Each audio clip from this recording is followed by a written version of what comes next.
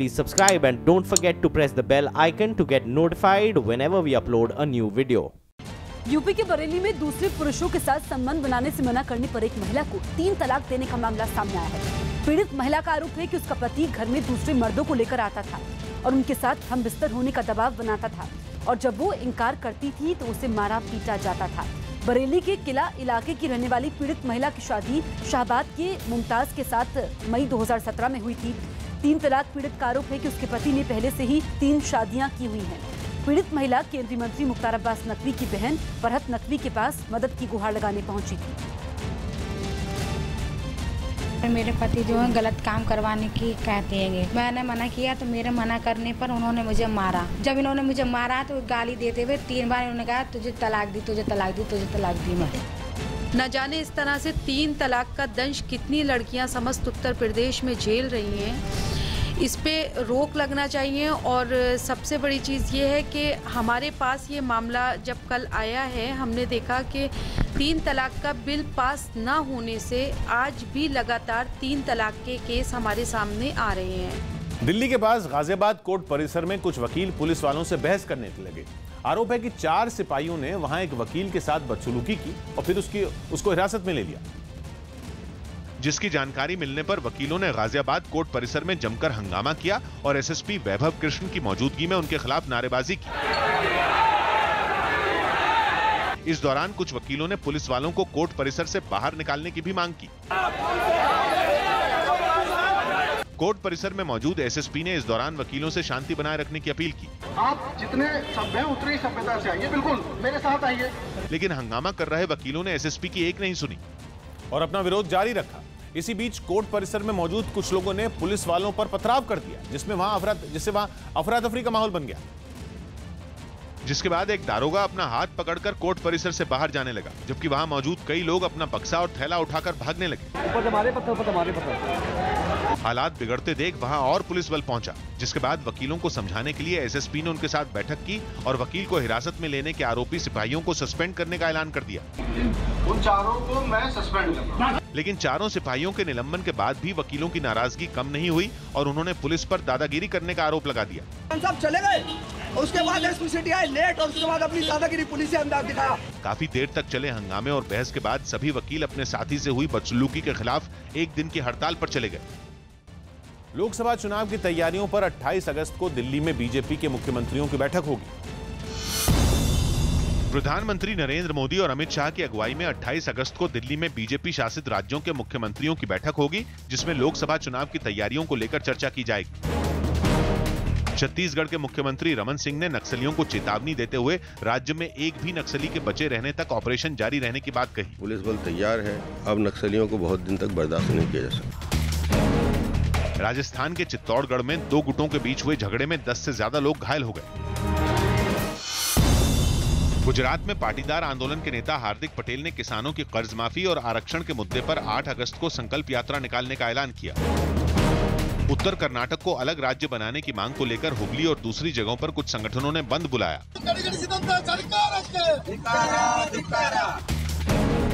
केरल के मुख्यमंत्री पिनरई विजयन ने चेन्नई के एक अस्पताल में भर्ती डीएमके नेता करुणानिधि का हाल जाना और उनके परिवार से भी मुलाकात की। उत्तर प्रदेश के शाहजहांपुर में राष्ट्रपिता महात्मा गांधी की प्रतिमा को भगवा में देखकर लोग हैरान रह गए। इससे पहले वहां गांधी जी की प्रतिमा सफेद थी, लेकिन आरोप है कि कुछ लोगों ने रातों रात प्रतिमा का रंग बदल दिया। खबर के मुताबिक इलाके के एक सरकारी अस्पताल के परिसर में महात्मा गांधी की प्रतिमा करीब 2 दशक पहले लगाई गई थी। गांधी जी की दूसरी प्रतिमाओं की तरह ये प्रतिमा भी सफेद थी, लेकिन बताया जा रहा है कि कुछ शरारती तत्वों ने इसे भगवा से रंग दिया। इलाके के कुछ लोगों ने इसे सियासत से जोड़कर देखा। जैसे सरकारें बदल रही वैसे इसका कलर बदला जा रहा है। वहीं राष्ट्रपिता की प्रतिमा के साथ छेड़छाड़ किए जाने के बाद प्रशासन भी सतर्क हो गया। लोग जांच करा रहे हैं, जांच करा के जो भी यथोचित कार्रवाई है वो इस में कार्रवाई की जाएगी। इससे पहले राज्य की कुछ सरकारी इमारतों को भगवा से रंगने पर भी विवाद खड़ा हो चुका है। उत्तर प्रदेश के कानपुर में कुछ लोग एक बाइक को उठाकर पानी के तेज बहाव से बाहर निकालने लगे। वहां हुई भारी बारिश के बाद कई इलाकों में बाढ़ जैसे हालात बन गए और पानी सड़कों पर पहुंच गया, जिसकी वजह से एक सड़क का एक हिस्सा धंस गया और वहां तेज बहाव के साथ पानी बहने लगा। इस दौरान एक आदमी की बाइक भी पानी के तेज बहाव में फंस गई, जिसे वहां मौजूद कुछ लोगों ने उठाकर बाहर निकाला। लगातार बारिश की वजह से आलम यह हो गया कि बाहरी इलाकों के साथ ही रिहायशी इलाकों में भी पानी भर गया। कई सड़कें तालाब में तब्दील हो गई और लोगों को सड़क पर भरे पानी से होकर गुजरना पड़ा। वहीं कई खेत भी पानी में डूबे नजर आए, जिस वजह से किसानों की फसल बर्बाद हो गई। मौसम विभाग ने अगले 2-3 दिन तक कानपुर और आसपास के इलाकों में भारी बारिश होने की चेतावनी भी दी। क्लाइमेट चेंज यानी जलवायु परिवर्तन का सबसे ज्यादा असर पृथ्वी की भूमध्य रेखा के पास वाले देशों में पड़ेगा। वैज्ञानिकों की एक ताजा रिपोर्ट में दावा किया गया कि क्लाइमेट चेंज का सबसे ज्यादा असर कोलंबिया में होगा। भूमध्य रेखा पृथ्वी के ठीक बीच से गुजरती है, धरती को 2 हिस्सों में बांटती है। रिपोर्ट के मुताबिक कोलंबिया में भीषण गर्मी की वजह से 1971 से 2010 के बीच जितने लोगों की मौत हुई, आने वाले सालों में उससे कहीं ज्यादा लोगों की मौत हो सकती है। रिपोर्ट में दावा किया गया है कि 2031 से 2080 के बीच मौत का यह आंकड़ा 2000% तक बढ़ सकता है। कोलंबिया के अलावा ब्राजील और फिलीपींस में भी खराब मौसम की वजह से इसी तरह के हालात बन सकते हैं। हालांकि भूमध्य रेखा से दूर वाले देशों में खतरा कम है, इनमें यूरोप और उत्तरी अमेरिका भी शामिल है। वैज्ञानिकों का दावा है कि क्लाइमेट चेंज की वजह से दुनिया में बाढ़ और तूफान जैसी घटनाओं में बड़ा इजाफा होगा। एमपी के कान्हा नेशनल पार्क में हाथियों की खातिरदारी के लिए विशेष इंतजाम किए गए हैं।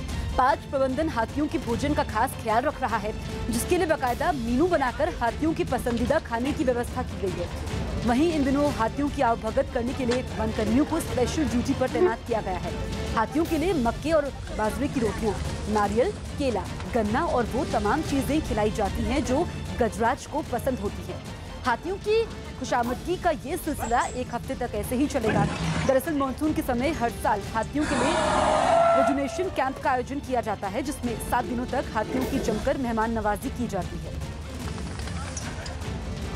मध्य प्रदेश की राजधानी भोपाल में सड़क पर खड़ी एक स्कूल बस धू-धू कर जलने लगी। आरोप है कि बस के ड्राइवर ने एक बच्ची को कुचल दिया, जिसके बाद वहां मौजूद लोग भड़क उठे और बस को आग के हवाले कर दिया। आग इतनी जबरदस्त थी कि उसकी लपटें दूर से ही देखी जा सकती थी। वहीं मौजूद कुछ लोगों ने आग को बुझाने की कोशिश की, लेकिन आग इतनी भीषण थी कि लोग उसे बुझा पाने में नाकाम रहे। इस दौरान बस से काले धुएं का गुबार उठता दिखाई दिया और थोड़ी देर में पूरी बस जलकर राख हो गई। वहां मौजूद लोगों का आरोप है कि ड्राइवर बस को काफी तेज रफ्तार से चला रहा था, जिस वजह से उसे सड़क पार कर रही बच्ची दिखाई नहीं दी और बस की चपेट में आने से उसकी मौत हो गई। बच्ची बस चढ़ गई तो पब्लिक ने गुस्से में बस जला दी। बच्ची की मौत के बाद वहां हड़कंप मच गया और लोगों की भीड़ जमा हो गई, लेकिन बस का ड्राइवर वहां से फरार होने में कामयाब रहा। जानकारी मिलने के बाद मौके पर पहुंची पुलिस ने किसी तरह मामले को शांत कराया। दिल्ली के पास नोएडा एक्सटेंशन में आम्रपाली बिल्डर से फ्लैट खरीदने वालों को सुप्रीम कोर्ट ने बड़ी राहत दी। सुप्रीम कोर्ट ने ग्राहकों की याचिका पर सुनवाई के दौरान फैसला सुनाया कि आम्रपाली बिल्डर के सभी प्रोजेक्ट अब सरकारी कंपनी एनबीसीसी यानी नेशनल बिल्डिंग कंस्ट्रक्शन कंपनी पूरे करेगी। सुप्रीम कोर्ट ने एनबीसीसी को सभी प्रोजेक्ट पूरा करने पर एक फिजिबिलिटी रिपोर्ट 30 दिन में कोर्ट को सौंपने का आदेश भी दिया। तो वहीं आम्रपाली की सारी संपत्ति को कोर्ट ने सीज करने का आदेश दे दिया। इसी कार्रवाई के तहत आम्रपाली की 40 सहायक कंपनियों के सारे बैंक खाते भी सीज किए जाएंगे। सुप्रीम कोर्ट ने सोमवार तक आम्रपाली के सभी निदेशकों के बैंक खातों की जानकारी मांगी। इससे पहले सुप्रीम कोर्ट ने आम्रपाली के तमाम प्रोजेक्ट दूसरे बिल्डर के जरिए आदेश के बाद पुराना आदेश रद्द हो गया। आम्रपाली के तमाम अधूरे बड़े प्रोजेक्ट पूरे करने का काम भी सुप्रीम कोर्ट की निगरानी में ही होगा। सुप्रीम कोर्ट के आदेश में अहम यह भी है कि ग्राहकों को घर मिलने में देरी का मुआवजा जरूर दिया जाएगा और कोर्ट के मुताबिक अगर इसके लिए कंपनी के निदेशकों की निजी संपत्तियां बेचनी पड़ी तो भी ग्राहकों को मुआवजा दिया जाएगा। यूपी सरकार ने फाइलों के निपटारे को लेकर आदेश जारी किया। यूपी के सीएम योगी आदित्यनाथ ने सभी विभागों को 3 दिन के अंदर फाइलों का निपटारा करने का आदेश दिया। यूपी के मुरादाबाद में कुछ छात्रों के माता पिता ने एक स्कूल पर फीस देने के बावजूद उनके बच्चों को परीक्षा में न बैठने देने का आरोप लगाते हुए हंगामा किया। 8 साल से 1 साल 1 रुपए की फीस मैंने नहीं छोड़ी। मुंबई की एक लोकल ट्रेन में स्टंट करने के आरोप में पुलिस ने 4 आरोपियों को पकड़ लिया। गुजरात के वडोदरा में गलत साइड से चल रही डिप्टी मेयर जीवराज चौहान की एक कार की टक्कर से 2 लोगों के घायल होने से गुस्साए लोगों ने हंगामा किया। हमने कोई गलती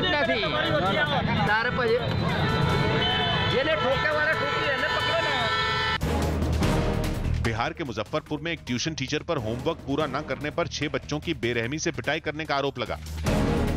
उत्तराखंड के कोटद्वार में महज कुछ घंटों की बारिश में बाजार के काफी हिस्से में पानी भर गया, जिसको लेकर लोगों ने नगर निगम पर सवाल उठाए। यूपी में जौनपुर के एक थाने में पुलिस कार्रवाई से खफा बीजेपी के कार्यकर्ताओं ने जमकर हंगामा किया। खबर के मुताबिक वहां बीजेपी कार्यकर्ता बाइक चोरी के आरोप में एक युवक की गिरफ्तारी पर भड़क गए। जिसके बाद थाने में जमकर बवाल हुआ। बीजेपी के कार्यकर्ता ने पुलिस अधिकारी से आरोपी युवक को छोड़ देने की मांग की, लेकिन उनके इनकार करने पर माहौल गर्म हो गया। खबर के मुताबिक इलाके में एक बाइक चोरी की शिकायत दर्ज की गई थी, जिसके बाद पुलिस ने चोरी की गई बाइक के साथ एक युवक को गिरफ्तार कर लिया। लेकिन पकड़े जाने पर युवक ने अपने एक दोस्त से बाइक लेकर चलाने का दावा किया और समर्थन में जुटे बीजेपी कार्यकर्ता उसे छोड़ देने की जिद पर अड़ गए। इस बीच कार्यकर्ताओं और पुलिस वालों में तीखी बहसबाजी हुई। खबर मिलते ही पुलिस के बड़े अधिकारी मौके पर पहुंच गए और समझा बुझाकर मामले को शांत करवाया गया। हालांकि बीजेपी कार्यकर्ताओं के हंगामे को पुलिस ने ज्यादा तूल नहीं दिया। मैं थाने पर तो अभी आया हूं, अब इसके बारे में पता कर ले रहा हूं, जांच कर लेंगे तो फिर बताएंगे। पुलिस ने बाइक चोरी के मामले को भी जल्द सुलझा लेने का दावा किया। मुजफ्फरपुर रेप कांड के विरोध में पटना की सड़कों पर उतरे सीपीआई कार्यकर्ताओं में शामिल एक महिला वहां तैनात एक पुलिसकर्मी से भिड़ गई। पटना के गांधी मैदान से निकला सीपीआई कार्यकर्ताओं का यह जत्था डाक बंगला की तरफ बढ़ रहा था, लेकिन रास्ते में तैनात पुलिस वालों ने प्रदर्शनकारियों को रोक लिया, जिसके बाद भीड़ में शामिल एक महिला वहां खड़ी एक पुलिसकर्मी से उलझ पड़ी। इस दौरान वहां तैनात पुलिस और सीपीआई कार्यकर्ताओं के बीच जमकर हाथापाई हुई। सीपीआई ने मुजफ्फरपुर रेप कांड के विरोध में बिहार बंद का ऐलान किया था, जिसे देखते हुए पटना में भारी संख्या में पुलिस और सुरक्षा बल की तैनाती की गई थी। लेकिन प्रदर्शनकारियों की भारी भीड़ के आगे पुलिस के इंतजाम नाकाफी साबित हुए। प्रदर्शनकारियों को आगे बढ़ता देख सुरक्षा बल के जवानों ने एक दूसरे का हाथ पकड़कर घेरा बनाया और बंद समर्थकों को रोकने की कोशिश की, लेकिन उनकी ये कोशिश भी नाकाम साबित हुई और सैकड़ों प्रदर्शनकारी सुरक्षा बल पर भारी पड़ते दिखे। काफी देर तक सड़क पर पुलिस और प्रदर्शनकारियों के बीच बवाल होता रहा, क्योंकि सुरक्षा बल की तमाम कोशिश के बाद भी प्रदर्शनकारी पीछे हटने को तैयार नहीं हुए। सीपीआई ने मुजफ्फरपुर रेप कांड के दोषियों को कड़ी सजा देने की मांग की। सीबीआई जांच के साथ साथ हाई कोर्ट के निगरानी में सीबीआई जांच करे। सुरेश शर्मा और मंजू वर्मा मंत्री को दोनों को मंत्रिमंडल से बर्खास्त करे। काफी देर तक चले हंगामे के बाद सुरक्षा बल को मजबूरन बंद समर्थकों के रास्ते से हटना पड़ा, जिसके बाद प्रदर्शनकारी हाथों में बड़े बड़े पोस्टर और बैनर पकड़े आगे बढ़ गए। चंडीगढ़ में जैन मुनि नयन सागर मीडिया के सामने अपनी सफाई पेश करने लगे, क्योंकि उन पर यूपी के मुजफ्फरनगर में रहने वाले एक परिवार ने अपनी लड़की के अपहरण का आरोप लगाया, जिसके बाद नयन सागर ने अपनी सफाई में सभी आरोपों को सिरे से खारिज कर दिया। हालांकि इस मामले में एक सीसीटीवी वीडियो सामने आया, जिसमें जैन मुनि नयन सागर गायब हुई लड़की के साथ एक कमरे के अंदर जाते हुए दिखाई दिए। पुलिस ने इस मामले में लड़की के परिवार की शिकायत पर केस दर्ज कर लिया, लेकिन 28 जुलाई से गायब लड़की का अभी तक पता नहीं चल पाया है। मैं अपने जितने भी अनुयायी हैं उनसे ये कहना चाहूँगा कि इस संकट के समय में धैर्य बना के रखें, अपनी आस्थाएं मजबूत रखें और धर्म मार्ग पर चल के अहिंसा और सत्य के मार्गों को ही स्वीकार करें। हमें पूरा सगे नयन सागर महाराज ने जो है उसे किडनैप कराया है। आज भी वो उन्हीं के कब्जे में है या उन्हीं के आदमी के कब्जे में है। जिम्बाब्वे की राजधानी हरारे में एक प्रदर्शन के दौरान पुलिस की फायरिंग से बचने के लिए कुछ लोग दौड़कर एक कार के पीछे छिप गए। यह हिंसक प्रदर्शन वहां 30 जुलाई को हुए आम चुनाव के नतीजे नहीं घोषित करने के विरोध में किया गया, जिसमें 4 लोगों की मौत हो गई। जबकि इस दौरान पुलिस की फायरिंग में लोग जान बचाने के लिए छिपते नजर आए।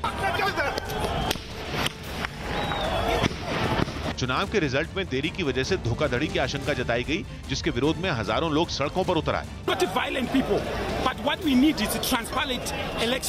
सरकार के खिलाफ प्रदर्शन के दौरान लोगों ने कई गाड़ियां फूंक दी और सड़कों पर जगह जगह आग लगा दी।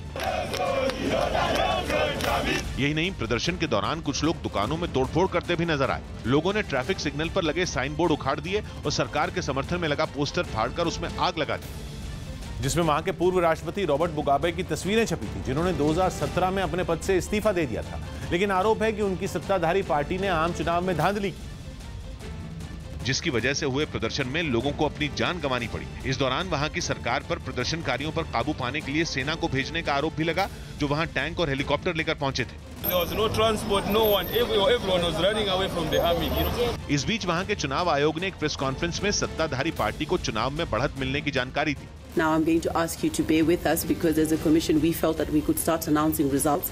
चुनाव आयोग के इस ऐलान के बाद जिम्बाब्वे में हिंसा और भड़क गई, जबकि विपक्षी पार्टी एमडीसी यानी मूवमेंट फॉर डेमोक्रेटिक चेंज ने चुनाव में धोखाधड़ी और प्रदर्शनकारियों पर सख्ती के खिलाफ आवाज उठाई। इसके लिए विपक्ष ने वहां के राष्ट्रपति को जिम्मेदार ठहराया और आरोप लगाया कि लोगों के प्रदर्शन में सरकार ने सेना की मदद से गोलियां बरसाई। Soldiers are trained to kill during war.